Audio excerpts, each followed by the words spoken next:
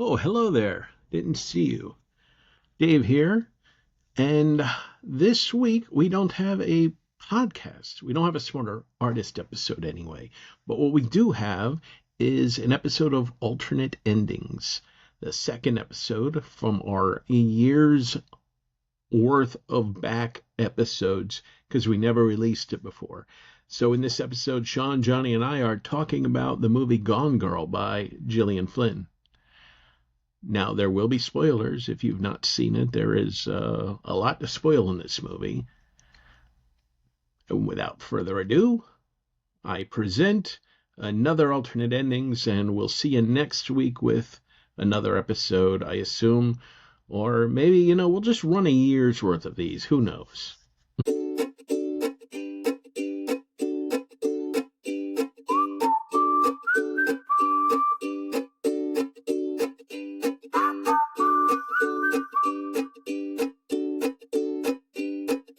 We recorded a podcast for more than a year.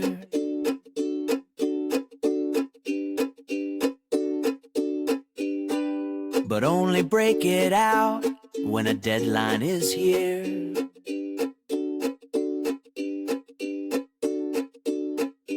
It's the Alternate Endings Podcast. Alternate Endings Podcast. And this was our lame-ass theme song. Hey, welcome to Alternate Ending, where we don't yet have a snappy little one-liner to describe it. Where we watch the movie, so you don't have to. Storytellers watch movies and discuss them. That sounds like the worst. It is a podcast. Yeah, making Dave watch things he hates. Next week, La La Land. Maybe. Well, that's one of the points of figuring out is we do know, unless we come up with something amazing during this show and we want to preempt or blah, blah, blah, that we're going to watch Train to Busan next week. So just heads up, I'll try to remember to mention that at the end because obviously these are full of spoilers. And this week's episode is about Gone Girl. So if you haven't seen or read Gone Girl, ideally seen, since I think we're talking about the movie version, you probably don't want to listen to this episode yet. So there you go. Spoilers for Gone Girl. But next week, I think we're doing Train to Busan. And then as to our going forward, hey, this is only our second episode. So get off our backs, damn it. Get all the way off our backs? Get all the way off. So are we doing something cool in this show? Did we last week? No. I don't think No, but we kind of sort of did a quickie intro, I think. So there weren't, or do we just roll right into it? I think it can be, but you know what it is like. I liked something cool, but I don't like the obligation of something cool. I don't want to have had a good thing happen in my week. Right. Well, it's it's just like disruptive, Dave, right? If you're counting on something positive, how does that work with like positive and negative charges? And something cool always spiraled out of command. And we were talking for 20 minutes about the something cool before we get to the topic. I would just say, like, if we have something that occurred to us, then we should mention it at the top. But, well, I think in this particular environment, something cool really works because it's always, for me, 90% of the time that we did something cool, it was, hey, I saw this thing, right? This TV show or this movie. And here we're talking in depth about one thing, but that's where I always get my best recommendations on shit is someone I trust. Someone whose storytelling aesthetic I trust gives me a recommendation, and then I go and consume that piece of content. So I would love it if this show became a source for that, not just the stuff we discuss, but the little asides we have at the beginning. I watched Run on Hulu. How'd you like that? Oh, wait. Wait. I was thinking of Run on HBO, because there was one of those last year, too. The one with Sarah Paulson? Yes. Yeah. How'd you like it? I'm not sure yet. It was a very well done movie. I don't know, but it was well done. I knew what was happening before it even happened, but I still enjoyed it. The acting was phenomenal. The ending, though, felt like a gotcha. I don't know. So I'll say this. I don't even time. remember the ending, but I remember not really liking it very much. I like the movie, but the reason I liked the movie was because I really like Sarah Paulson. Like, she's just fun to watch. But I thought that the movie had a few problems with it, although I don't remember what they are. Not as many as Tenet, though. Christopher Nolan, you are on Sean's list. I thought the directing of it was very good. I think the weakest elements were the story itself. So The acting was great though. What this is a show full of spoilers, so I think we're okay with it. What happened at the ending? No, What's the gotcha? spoilers for whatever you guys are talking about. Run. And the ending where the girl goes to visit her mother in prison and she like spits out the pills or whatever she's gonna make her take. Oh yeah. All right. Like, what the fuck? No. All right. Well, okay. So, my something cool. Well, this was something I shared with the studio a couple weeks ago, but I really like this. Dave, have you ever seen the HBO show In Treatment? I don't think so, no. So it's from 2008, and the premise is that Gabriel Byrne is a shrink. He's a therapist, and he's got. I mean, obviously, he has a full roster of clients, but the way the show works is that there's 5 episodes a week. So the first season has almost 50 episodes. There's a lot of episodes, and they're each 30 minutes long, and they're like wonderful little master classes in dialogue and subtext. Because all you have, it's a one-room show. You have actually it's So two it's like a rooms. play. It's very much like a bunch play. of little plays. Okay. Yeah. So you've got, I would like that. the relationships develop over time. So the degree of dramatic irony and subtext is just phenomenally good. Oh, there's continuity. Yes, There's there's people continuity. come back. Oh, okay. Yeah, wait, it gets better. I love shows that really fuck with structure. And what this show does is it's 5 days a week. So you pick like it's the same. It's Laura on Mondays at 9, and then it's Alex at Tuesdays and Sophie Wednesdays and a couple, Jake and Amy on Thursdays. And then because he has all this shit that he's dealing with, Gabriel Byrne goes to his therapist on Friday and shit talks his clients and his wife. That's why I'll never go to therapy. So you can follow it, like, okay, I just want to see Laura's story, but then they start overlapping and you realize, no, you can't leave anything out. And it's a really, really excellent show. But if I'm just cutting to the chase and you don't want to watch, 25 hours of this shit and you want to see 24 minutes or something that really like crystallize how well done it is. And Dave, I think you would in particular really like this episode. It's Sophie week 7, season 1, Sophie week 7. Watch it. It's 20 some minutes and you'll really, really like it. And the dialogue's fantastic. All right. I've never particularly enjoyed the obligatory nature of something cool, so I'm going to abstain from this week. And if I something cool, because like I have to, I don't know, like sometimes I don't have shit that's noteworthy, and then I say something and it's just wasted time. So if I have something, I will in the future, but I do not today really have anything. All right, so this week was Gone Girl, and I don't remember why we picked this one because I think we should be able to say like why we picked it. Well, I know why I picked it, but Miller. Well, I think Well, you it's a kind of thriller. sponsored it, so why don't you give the reason? okay, well, if I did sponsor it, then I know why. So, we're writing a lot of thrillers right now, and this is one of the biggest of all time, as a book and as a movie. It works. It sold a shit ton of copies as a book, and then David Fincher was attached. And for us too, I think this is a special project because, or not a special project, but it's indicative of the kind of thing we want to do. It was a huge best-selling book. And then the author of the book, Gillian Flynn, got to adapt it. And I then noticed that. with David Fincher, who like all three of us have a man boner for. Like he's just a phenomenally good director. And There's a female boner? you need Yes. to read more. So men and never mind. That's such a distraction. Okay, so I think deconstructing this one is a lot of fun. So where do we want to start?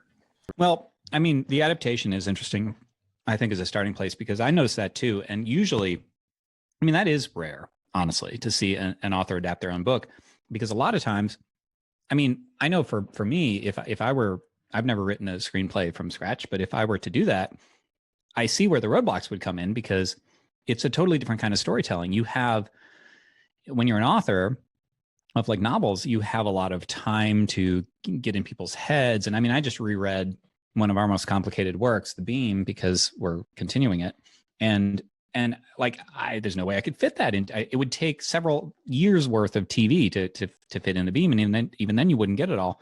And I think that a a do not, like a warning story in this is, sorry, J.K. Rowling, but her screenplay for the Fantastic Beasts movies are exactly, I think, what you would expect of an author who's used to that space in that room and that the grandiosity that comes with fiction writing, prose, then trying to shoehorn a lot of complex plot points into a book. I mean, the second Fantastic Beasts movie was, what the fuck is happening in this? Because there's 17 I different didn't story even bother loops. to see it. I was so underwhelmed with the first one. I liked the first one, but the second one, I felt like the first one.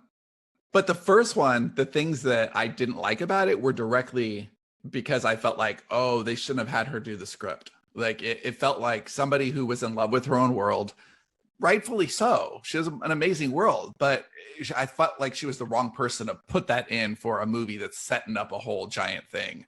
I didn't feel like she focused on the most important things. Right. So I didn't read Gone Girl, but I did notice that I think the Rotten Tomatoes score on the movie is something like 91%. And seeing that it was, and I mean, I thought it was really good. And so adapted for Gillian Flynn. By the way, it is Gillian, which I just want to point out, because I thought it was Gillian. it sounds wrong to me to say Gillian. No, it's Correct. it's Gillian. Much like I, for years and years, never looked up Killian Murphy and thought it was Cillian because it's with a C. And then I was like, oh, fuck, I sound stupid all these years. It's Irish, you know, that they never go by the. You're right. They're just making shit. But yeah, I mean, maybe there's not a lot more. I don't know how much we want to say about that. But yeah, I mean, I noticed that too. And I thought that she did a really good job of cleanly telling a story. And so since I didn't read the book, I don't know if there was a lot that was left out, you know, if there were a lot more machinations in the. That's a good question. I did read the book. I saw this movie on opening night. And it was a date, like, and it was at a time where we weren't really seeing a lot of movies just because the children were still a little younger. They weren't good date movie thematically. Yeah. You know, but this was one of the children were just old enough for, like, all right, you're staying on your own. 6 years ago, 2014. You're gonna see Gone Girl. And it was one of those movies that I wanted to see so much because I raced through the book. And it was interesting because I didn't even know it was a movie coming out until, like, it was just about to come out, and I had been hearing about the book for a while, and I thought, oh, well, I'll read it. But it was one of those books that I read because it was so popular. Like, I'm not even a huge fan of the genre. I'd never read Gillian Flynn before, although I've read several things since. But you know, I picked it up, and I could not stop reading it. I could not stop reading that fucker. Like, I just tore through those pages. It was actually an audiobook, but there are not a lot of books like this. And this was before 10,000 steps a day. So, like, I would just go out and walk a couple of times, but I was finding reasons to leave the house to go walk so I could hear more of what happened. And I'm just more patient for that with fiction. Like, I just don't usually care. But the pacing on this was phenomenally good. Now, it slowed down a lot for me personally once I got to that midway point. But in the book, that first half is so ridiculously effective, to be reading her diary and to, like, wanting to know what's happened. So, Johnny, you said last week that was ruined for you, right? You knew that was I was actually going to jump in when you paused. So I knew the plot twist that she had fabricated her own disappearance. And so when I was watching the first half, watching, you know, Ben Affleck's character just be kind of smarmy and kind of a jerk. And although honestly, once it starts to stack up, you sort of, at least I started to see what she was doing. And I think I would have seen it even if I didn't know, because you're like, oh, they're really making him look bad. It's almost too good to be true. But when I got to that point, so it wasn't at all a surprise when I realized that she was still alive and had faked it. But then I was on my own, and I had no idea what happened after that. And this still managed to yank me around a lot. Like, I was like, I just had several moments where I was like, oh, like, it's amazing. Like, there was still a lot of Machiavellian shit that happened even after she's in crisis and is genuinely caught out and it looks like she's in trouble. And then it's like everything else is totally orchestrated again. And the way that she ends with this, like, twisted upper hand was just like, wow, amazing. So, Dave, did you know the twist was coming up? I don't think I did because I saw it opening weekend. I had the book. I had not read it yet. I wanted to read it for the movie. Wait. Yeah, I know. Big surprise. I wanted to read it before the movie come out. Didn't find the time, and my wife likes mystery. Have you read Harry Potter yet? One of the few genres she likes. So I was like, okay, cool. So we went and saw the movie. And yeah, I don't remember. I might have like suspected it. Like I wasn't sure. I didn't think she was dead. I think there was something else going on. But did you remember if you suspected her being the mastermind? I think that I did. And one of the things I really enjoyed about the movie, which is something I've touched on a little in some of our stories, is how the media just goes to fucking town when there's somebody that's either dead or disappeared. They swoop in like vultures and destroy anybody's lives in their wake. And this movie did a really good job of examining like how the media can like really twist your perceptions of people. And casting Ben Affleck, who has been under scrutiny like ever since he dated J-Lo, maybe before then, like that was perfect because this is a guy that knows what it's like to like just have everybody suspect the worst of him all the time, and it was just fucking phenomenal. The comment on media in this was second only to Black Mirror's first episode. Yes. The funny story with this one. So I mentioned before we started recording that it was difficult to get in because it was 2.5 hours long, and my wife wouldn't watch it with me, and she would have normally, like I think a lot of these movies she won't watch the zombie movie we're watching next, but I looked it up on Common Sense Media just to see, because we didn't really know what was in it, and it said like all sorts of violence and assault and everything. And so she was like, yeah. Did it warn you against from smoking? Because I've noticed a lot of things have smoking these days. And smoking is one of those things that appears in the corner when you're on Netflix and stuff too, smoking or substances. Yeah, this is just... Is it like silly putty? Because that's a substance. No, this is a really quick aside, but it just annoyed me, and I noticed it yesterday. So we're watching Mrs. America, which is pretty decent. It's got Kate Blanchett and Sarah Paulson, a bunch of really great women actresses, and it's all about the women actresses. Yeah. Yes, it's all about the women's living. Like it starts in the late 60s and goes through the 70s, and I'm really enjoying it. I like the writing, I like the performances, I like a lot about it. But I was irritated because nobody is smoking. All right, and this is the 60s, guys. This is the 70s, and like people who would clearly be chain smoking are never lighting up, even at parties. Doesn't matter the environment.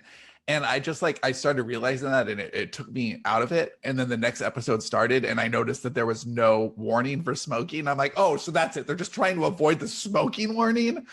And it irritated me. That's pretty stupid. So anyway, so it's just like, come on, you're giving me a history lesson. Can you anyway, yeah. Go on, Johnny. I'm sorry. Did you know that before Django Unchained it said slavery up at the top? No. All right, so didn't notice that. So anyway, so we looked it up, and she read through the the descriptions, mainly the like violence and stuff, and she was like, yeah, no, not really my thing. And so I watched there's bloody penises in it. Well, hold on. There's no warning. Hold on.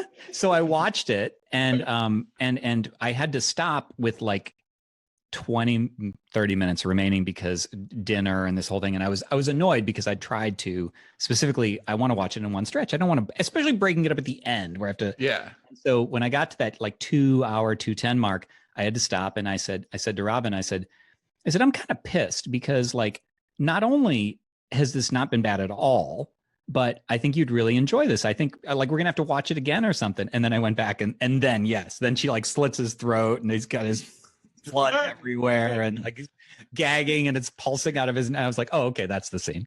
Yeah, that was a moment for Cindy also. Wow. So yeah, they did, and I even said something like, well, unless it's in the last 20 minutes that there's something really egregious, and of course they killed 12 dogs. Yeah, but I also thought that whole sequence was fascinating because it showed her like manipulations from the first second. Like the fact that Haley from Mozart in the Jungle, I don't know the actress's name, the person who steals her money at the place she's staying in the Oh yeah, I don't know her name. yeah. So she gets robbed. Like it shows how well planned she was. Like she really did an amazing job planning this whole thing where if her plan had worked out. So just for those of you who have not watched it and don't care about spoilers, she basically sets up. So it's Amy and what's his name? Nick, I think. Yeah, Nick. So Amy and Nick. And Nick's sister is Margot, who is played by Casey Cohn. I don't know her actress name, but she's from Leftovers. She's awesome. I love her. And so she was my favorite character in the movie. Yeah, she was great. I love that scene where he's hooking up with his girlfriend and she just is like not having it. Like that was the best. Calling her like a teenager and shit. Yeah. So Amy is basically setting it up so that she's going to eventually commit suicide and her body will wash up and everybody will think he did it. And she's basically, he didn't kill her, but she wants the world to think that he did. And she plans it like amazingly. It's a flawless plan. I love when she keeps moving the kill self post-it note on her calendar. Yeah. Do the same thing. I love the amount of planning that she put into it, right? It's very domestic. You want me to be domestic? I can be domestic. I'm a planner. But when like that goes awry because she's staying at this place in the Ozarks, I guess, and she's a little careless and her money belt falls out. And so, someone sees that and then she's robbed. And like now she's got this shit bucket of bolt car and like no money. And you see that she adapts immediately. And okay, I'm going to call this person and I'm going to get fixed up, cleaned up. She's got a little, basically like a safe house to stay for a while. And I did not see that coming. I thought she was just going to use them as shelter. Then she just like, no, like it's her way of getting out of it, now she is like, one of the things that I love about this movie is how much attention it places on narrative. So it's not just that it's this really good thriller, because it works as a thriller. But if you look at those stories that transcend their genre for some reason and become blockbusters, there's always a reason, right? It's not because it was the best thriller ever. Like there's a lot of great thrillers. There might even be thrillers that, by the definition of thriller are better than Gone Girl. What made Gone Girl so great, not just that it was, perfectly cast and directed by David Fincher, but the fact that it really had more on its mind. It was talking a lot about whose story it is, right? And the power of narrative. And Amy knew how to control that narrative. And the story didn't change until Nick decided he had to take the narrative back, right? And he had that one interview and he's basically speaking directly to her. And then they had that moment in the shower where she's like, you begged me to save your life. I mean, like what a great villain. And also, do you think that Amy is a villain or yes. Like, I mean, I absolutely do, but I have seen, people kind of hold her up as a hero, which, well, yeah, it's interesting. Like I feel, I don't know that she planned to kill, what's his face? Neil Patrick Harris. Yeah, Desi was his name. I don't think she'd planned to kill him from the get-go. I think she changed her mind when she saw the interview. Right. But one of the things I found very interesting is she was a very sympathetic villain in that her level of control came from her not being in control of her own life. Her father had made books based on her this glorified idea of her childhood, these children's books, controlling her narrative, right? Telling her what her narrative was supposed to be. Right.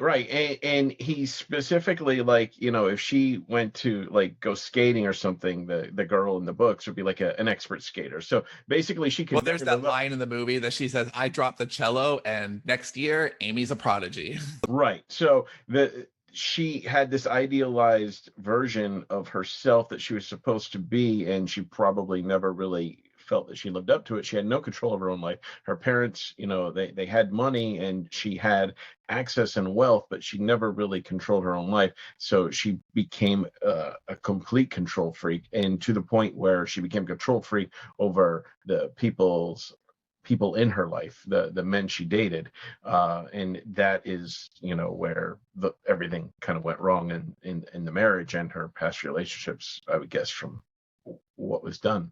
One of the things though that I felt, if I think a woman writing this book and this movie is a lot better than if a man had written it, because if a man had written, I think people might have read it as not as I think it would have been, all women are like evil, like manipulating. It probably would have rang very sexist and horrible. Well, Gillian Flynn actually speaks to that. She said that, when people are saying that, she laughs at people who say that the movie is misogynist, because there are people who say that. And she's like, what, women can't be evil? Like, right, yeah. Right. But of course women can be evil. Like, so for the record, Gillian Flynn definitely does think the movie has things on its mind because it's her mind. But she also acknowledges that, no, Amy is clearly supposed to be the villain, clearly supposed to be an evil character. And I think there is some empowerment in the character, but it goes to the extreme. I think with the best villains, you can sympathize with their goals, but then you see the point where it goes wrong, and then you're like, oh yeah, this person has become a monster, like Walt in Breaking Bad. Well, and I think this movie walks. What's that? No, go ahead. I'm sorry. Well, I think the movie walks the line, but they do it in such a way that you care about Amy. And when she is in danger, you want her to get out of danger. You don't want her to get robbed by these scumbags that rob her. You don't want her to be trapped by Desi, as she seems like she's going to be, because you see when she's in, like, he's not a caring person. He is a manipulative, and he's got money and power, and he's going to make this woman like kneel to him and own her. And that is like you feel for her and you want her to get out of that situation. And like when she kills him, you're like, yeah, all right. So the way that she's got Ben Affleck on the inverse roles at the end is wonderful too. So he's in the position that she was in when she was with Desi, almost. Yeah, he's trapped. Yeah.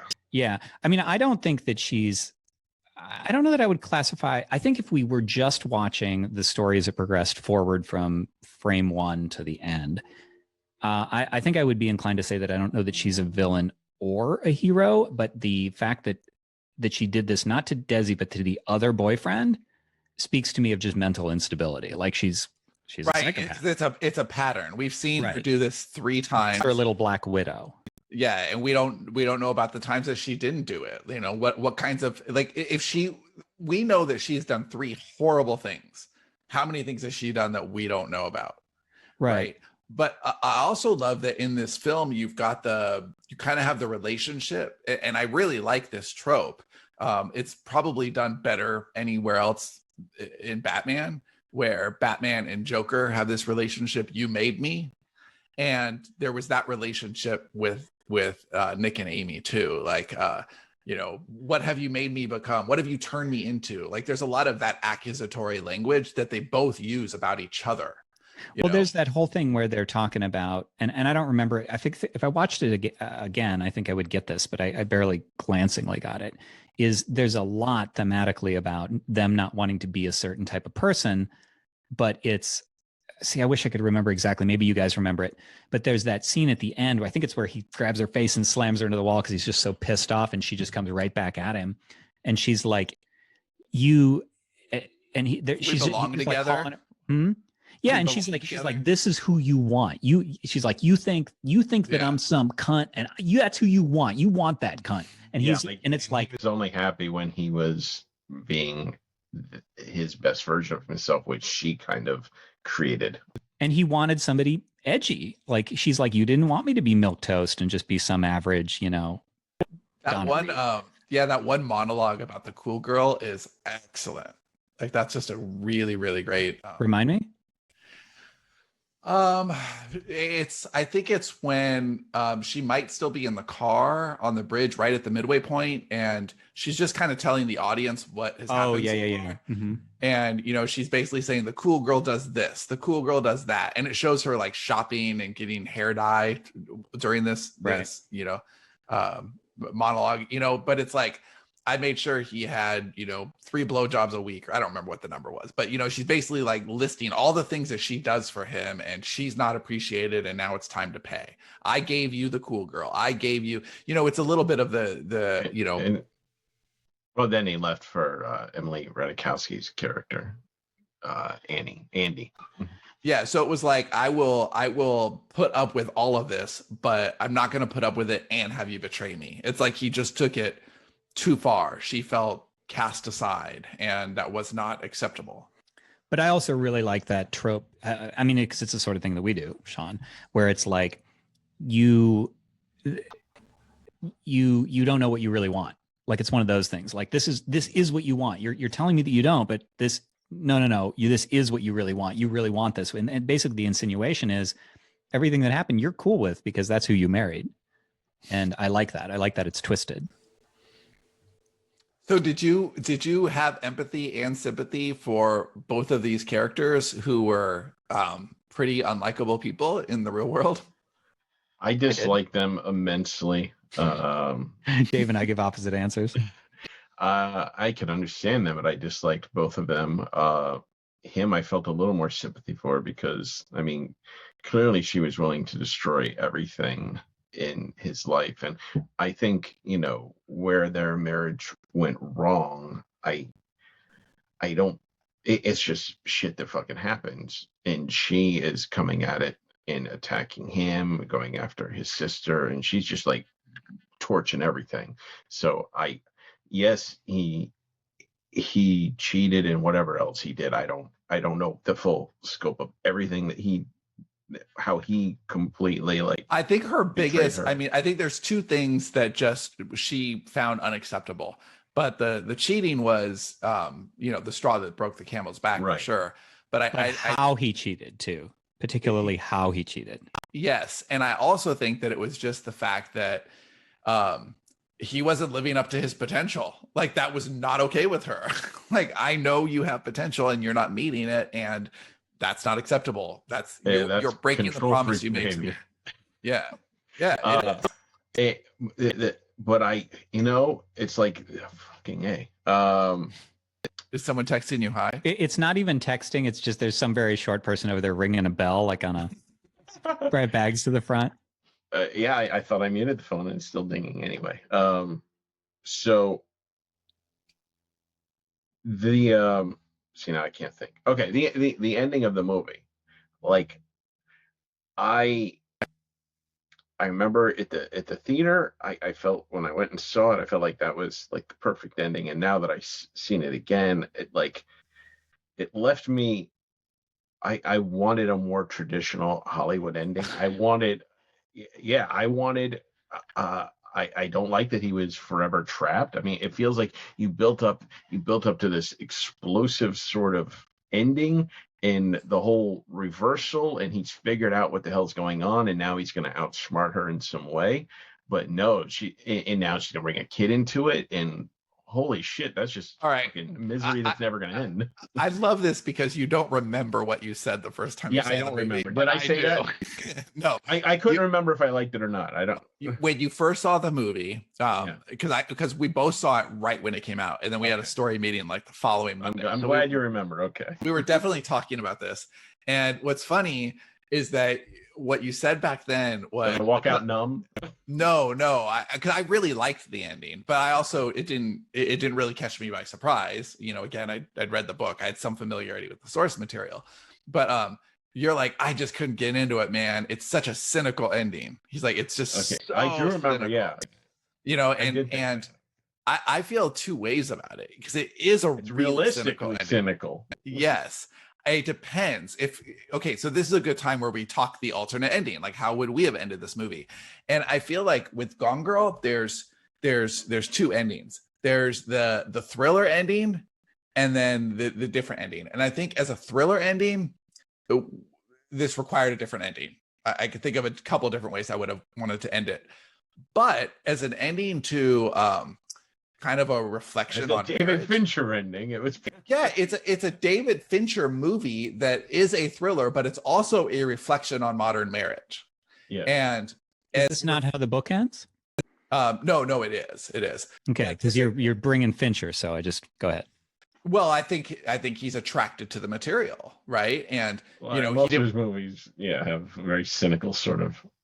Yeah, he didn't want to just make another thriller. So I think and I do have an idea about what I would do as a thriller, but I think as a reflection on marriage, I think this is the perfect ending. It's sad and it's cynical, but it also fits the tone of the movie. They couldn't have really had a reversal that's all of a sudden something optimistic. Yeah, go ahead, Dave. Well, the only character I truly like in it, like I said, was his twin sister and Margot, and he called her Go, and like you could feel like the pain as he's about to go back to her after they know everything that she's done, and he's going back, and she's just fucking devastated. And she's been there for him. She's seen him through the ups and downs, and it was a very realistic portrayal of their relationship as brother and sister. And I thought that the movie fucking nailed that. And she was like the one likable character who was caught up in all of this through no fault of her own, only being, what you're supposed to be there for your family. And because of that, she was trapped in this vicious fucking whirlpool. Yeah, she was my favorite character too. See, I actually like both. I mean, it's funny because these two stacked up, I actually feel opposite, at least Dave. I didn't like these characters in that I would ever want to be friends with them. I think they seem like the kind of people I would gravitate away from. But I do think I did enjoy them. Like I thought they were sympathetic. I think that the fact it's real hard to get behind either of them because both of them are wrong. Nick is wrong for his cheating. Amy is wrong for, murder and everything else. And at the same time, but I understand them both. Like I understand why she was I feel like she's justifiably super pissed at him because not only did he cheat with this like pinup Barbie, but he did it like the thing with the lips, the wiping off the lips and stuff. It's such an intimate thing that was supposed to be hers, right? And it was his student too, and she was with his student, right? So that's 20s, just so yeah, and that's just reprehensible. So I understand her, and the fact that she wanted to kill herself says that. And he was also so right. I agree with that, Johnny. The fact that she did that, it isn't just like I'm just gonna get you. It's like you ruined me. Yeah, we're ruined. We're leaving this. If I can't have you, no one can. Like that's just as old as time. Right. And I understand him because yes, he did terrible things, but then it's like, well, this is terrible too. So like the whole thing is terrible. And, Neil Patrick Harris's character was terrible too, but she did murder him. So there's kind of a lot of equilibrium in this movie for me. And she did go after him, to be clear. I know he was stalking her, but she did proactively seek him out to kill him and use him. I don't think she meant to kill him. I think that I think she might have always ended up killing him because whatever he was going to do. But I think she meant to kill him. I don't know that she meant to kill him, but I don't think for a second she was like, all right, I'm going to try to do it right this time. She was like, no, I don't think kill him at any time. I think she was going to use him until she found a better situation. Yeah, agreed. But then as far as the ending, I actually really like this ending. I think it's a perfect ending because it's just so twisted. It's just like this devil's bargain where they're both, I mean, I'd hate to be in that situation, I would, but I think that it was like, yeah, it was really, I thought it was really the right ending. And to some degree, since both of them are kind of a villain, I feel like they deserve it in a weird way. Like, he doesn't deserve to get off scot-free. She doesn't deserve to get off scot-free. Yeah, although but they're also bringing a kid into it. So that's just true. But I just kind of like, I don't know. That's a little snidely whiplash, a little bit of, because it's a fictional child. So I can believe that. If this were a real couple, then I think I would feel differently. So I don't think I would change anything really. I wouldn't change the ending, but if I was going to change the ending to make it, more of a thriller ending, and I think Dave might like this ending. Actually, he kills himself and frames her. No, but that would be kind of cool, as if he did kill her, and no. Okay, so I do think that him killing her because he was, I didn't want him to kill her. But what if, okay, just imagine this scenario. Um, uh, so, okay, what if she tells him that she's pregnant, right? And then he's like, I don't believe you. I don't believe you. I don't believe you. And she keeps baiting him. And there's like some period of time where, you know, he hasn't taken a test or I don't know, something, but she ends up pushing him too far because we've already seen that he has temper issues. He already smashed her head into the wall once. Well, no, wait a minute. Did he? Oh, he did it at the end. But I was going to say the earlier version he didn't actually do. Correct? That he was didn't actually do it. But you know that he has obviously if he did it, then it's in him. Yeah. Right. And we already saw that, and we saw that she's into baiting him. So on and on, right? Like, what if she keeps baiting him and then he ends up killing her, and then you find out that she was pregnant and it was his child. I would have hated that ending even more. But what I wanted to happen, and it feels like I feel like he was, or she was, I don't know how the book went, but I feel like they were leading you to think that this would happen, but it didn't. Was that trashy couple that robbed her would eventually come forward and say, yeah, we know she wasn't kidnapped because we were like staying in a place with her for like weeks, and that would have completely derailed her entire story. They would have got a friggin' book deal out of it. So that's what I felt would have happened, and it felt appropriate for it, that, you know, her shit would come back to haunt her. But it didn't happen, and I don't know if they, you know, wanted you to think that would happen. It just didn't, or what. But that's probably what I would have done, even if it was expected. I never thought of that while reading the book. I don't remember ever getting that impression. Did you think that while watching the movie, or you'd already you knew what happened? No, but that might be because I read the book. Yeah. Okay. Johnny, you think that couple would come into play? Which? The couple that robbed her, the trashy couple that robbed her of her money. Did you think that they would come back and, like, you know, destroy her story because she's famous now? They know who she is. No, they felt like opportunists to me, and I liked their manner about the whole thing, where they were like, you know, sorry, but we're definitely don't trust the next people, whatever. Right, like kill her or anything. Yeah, people are worse than us. I actually understood them, and yeah, it was. Yeah, I got that. They should have left her a few dollars to get a cab or something. They should. If I was stealing her money, I would have left her a tiny bit. Yeah. With we're nearing the ending here, but can we take just a few minutes to talk about the direction, because this is since it's the same author of the book and the screenplay, then this is a real good place to examine where writer's vision meets director's vision, because it's not the same person, and you know, she did write her own screenplay. How Fincher did this feel to you? Like, how much do you feel was Fincher versus Gillian Flynn? I felt, I don't know this, but I felt watching it that it really felt like a true collaboration to me. I didn't feel like either style dominated the other. I felt like it was David Fincher doing a Gillian Flynn story. Without having read the book, I don't know where the differences were. Were there differences? Because you say it feels like a collaboration. Fincher wasn't involved in the book, so. I don't.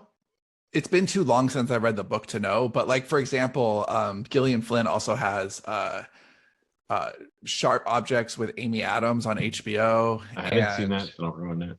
The one with Charlize Theron also. And they all have a very Gillian Flynn feeling to them, but this also had the, I don't know, it just had the, he's such a craftsman. He is just such a craftsman. And I felt like this movie was, it took what could have been like a cheap escapist type of thriller story and really turned it into a classic. And I don't think that everybody could have done that. He treated the material reverently, I'd say. See, I have the example of Fight Club in my head because I really like the book Fight Club. And I've watched it again since. I do like the movie Fight Club, but I like the book better. And they're definitely different. It feels like Fincher, although I don't know who did the screenplay, but it feels like Fincher's Fight Club versus Polinick's Fight Club. And it's not as, Fincher usually strikes me as maybe a little bit more invisible than some directors. Like, he's a very good technician. He's very, very methodical about the way he directs, very precise, but it's not like Kubrick or something, where you just like, or even Spielberg in a weird way. Spielberg has a vibe too, even if he's not really involved in Oh, the writing. Spielberg has an absolute vibe. Yeah, and so like, but I don't know that I could pin down a Fincher vibe other than like very technically adept, and it has a certain sort of mood to it. He has a bit of a coldness to him. He's a little bit that removed. was with the mood comment would have been cold, would have been the mood for sure. Yeah, he's a colder director. He likes that cold palette too, a lot of blues and dark colors. The shots are perfect though, and the dialogue, and like I heard that he like makes people do scenes over and over and over until he find scenes. Yeah, he makes people cry. 30 takes. Yeah. But there was it was a 2.5 hour movie, and at no point did I feel like it was 2.5 hours. It flew like you said. It didn't have any padding. It did not feel long at all. And even though I'd seen it, and I was still like completely hooked, like wanting to know what's going to happen because I didn't remember everything. Obviously, I mean I knew the basics, but I just want to see how it play out, and it was a very close to perfect movie. Yeah, no, I really enjoyed it. I wouldn't change basically anything that I can think of. So we're doing Train to Busan next. We're doing Train to Busan next, and that should be fun. I know nothing about it other than it's zombies. I assume there's a train involved. They go see Santa. Oh wait, that's a train, but it's not until the very end. I just finished it. I'm excited to talk about this one. Okay. I want to know if you liked it or not. Excellent. All right. So if you want to join us next week and not have spoilers, then Train to Busan. Watch it. Train to Busan. Busan. And thanks everybody for watching Alternate Ending, listening to Alternate Ending, blah, blah, blah. And we'll see you next time. Adios.